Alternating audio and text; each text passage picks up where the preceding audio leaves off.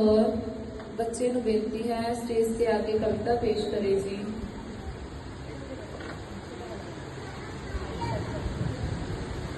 वाहेगुरु जी का खालसा वाहेगुरु जी की फतेह।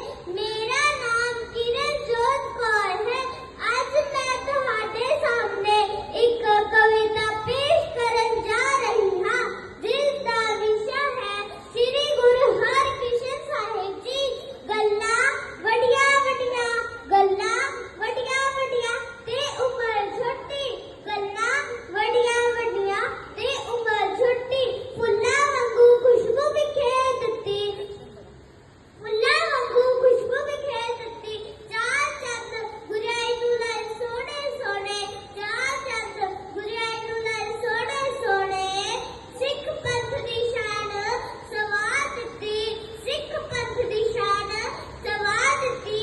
मुड़िया संगता पिंडा पिछोकड़ तो मुड़िया संगता पिंडा पिछोकड़ तो।